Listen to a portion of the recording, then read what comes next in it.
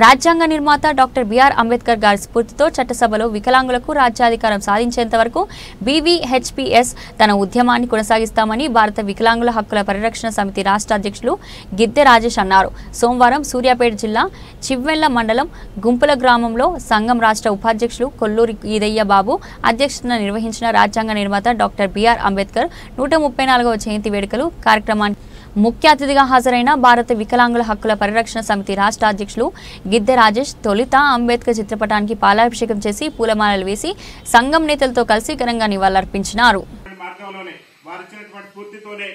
భారత వికలాంగుల హక్కుల పరిరక్షణ సమితి కూడా చట్టసభలలో వికలాంగులకు రాజ్యాధికారం సాధించేంత వరకు మరి అంబేద్కర్ గారి స్ఫూర్తితోనే మా భారత వికలాంగుల హక్కుల పరిరక్షణ సమితి తన యొక్క పోరాటాన్ని కొనసాగిస్తుందని చెప్పేసి ఈ 135వ జయంతి సందర్భంగా మరి అందరికీ కూడా అంబేద్కర్ జయంతి శుభాకాంక్షలు సంఘం నేతలందరికీ కూడా తెలియజేస్తూ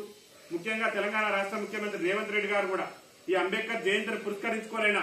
వికలాంగుల సమాజానికి అసెంబ్లీ ఎన్నికల ముందు ఏదైతే మీ పార్టీ హామీ ఇచ్చిందో ఆ హామీలన్నింటినీ కూడా నెరవేర్చేందుకు ముఖ్యమంత్రి గారు వికలాంగుల సమాజం పట్ల తనకున్నటువంటి వైఖరిని ఏదైతే వివక్ష ప్రదర్శిస్తున్నాడు ముఖ్యమంత్రి గారు ఈ అంబేద్కర్ జయంతిని పురస్కరించుకోనైనా, ఎందుకంటే అంబేద్కర్ గారు ఆ రోజు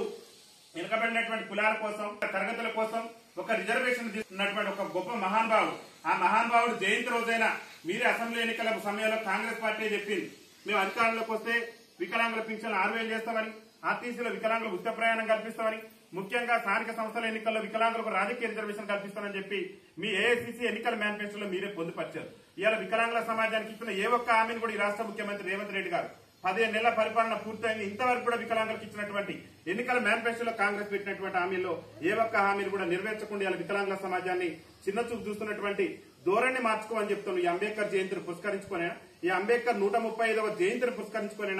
రాష్ట్ర ముఖ్యమంత్రి వికలాంగుల సమాజం పట్ల చూపుతున్నటువంటి వివక్షను విడనాడి ఇప్పటికైనా ఎన్నికల సమయంలో కాంగ్రెస్ పార్టీ ఇచ్చినటువంటి హామీలు నెరవేర్చి తక్షణమే వికలాంగులందరికీ కూడా పెన్షన్ 6000 రూపాయలు ఇవ్వాలి. ముఖ్యంగా రాబోయే గ్రామ పంచాయతీ ఎన్నికల్లో వికలాంగులకు రాజకీయ రిజర్వేషన్ కల్పించే విధంగా తెలంగాణ అసెంబ్లీని ప్రత్యేకంగా సమావేశపరిచి ఖచ్చితంగా చట్టం చేసి వికలాంగులకు కూడా గ్రామ పంచాయతీ ఎన్నికల్లో జనాభా తమాషా ప్రకారం రాజకీయ రిజర్వేషన్ కల్పించాలని చెప్పేసి భారత వికలాంగుల హక్కుల పరిరక్షణ సమితి ఈ అంబేద్కర్ జయంతిని పురస్కరించుకొని మేము డిమాండ్ చేస్తున్నాం. రాష్ట్ర ముఖ్యమంత్రి గారు మరి అంబేద్కర్ గారు చూపినటువంటి బాటలో ఇలా నడవాలి, అంబేద్కర్ గారికి మేము నివాళులు అర్పిస్తున్నామని ముఖ్యమంత్రి గారు చెప్తున్నారు. వికలాంగులకు స్థానిక సంస్థల ఎన్నికల్లో నిజంగా అట్టడుగునున్నటువంటి సామాజిక వర్గం వికలాంగుల సామాజిక వర్గం, ఏళ్ల తరబడి దేశానికి స్వతంత్రం వచ్చిన కాంచి కూడా రాజ్యాధికారానికి దూరమైనటువంటి సామాజిక వర్గం వికలాంగుల సామాజిక వర్గం. వికలాంగులకు చట్టసభలలో రాజ్యాధికారం కల్పించిన రోజే అంబేద్కర్ గారికి నిజమైనటువంటి నివాళని ముఖ్యమంత్రి గాని ఇప్పుడు ఉన్నటువంటి సకలాంగ ప్రజాప్రతినిధులు కానీ మరి ఇచ్చినటువంటి అవకాశం ఉంటుంది. కాబట్టి ఖచ్చితంగా స్థానిక సంస్థల ఎన్నికల్లో వికలాంగులకు రిజర్వేషన్ కల్పించే విధంగా వికలాంగులకు ఇచ్చినటువంటి హామీలను నెరవేర్చే విధంగా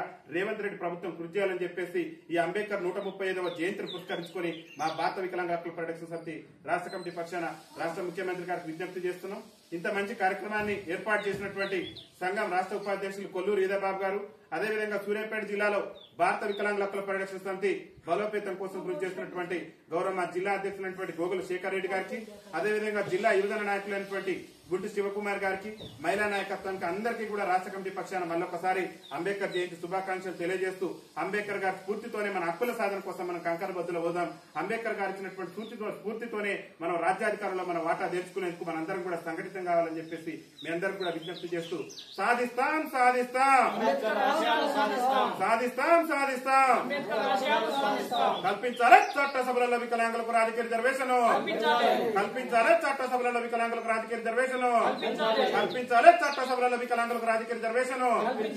వికలాంగుల ఐక్యత, వికలాంగుల ఐక్యత, వికలాంగుల ఐక్యత.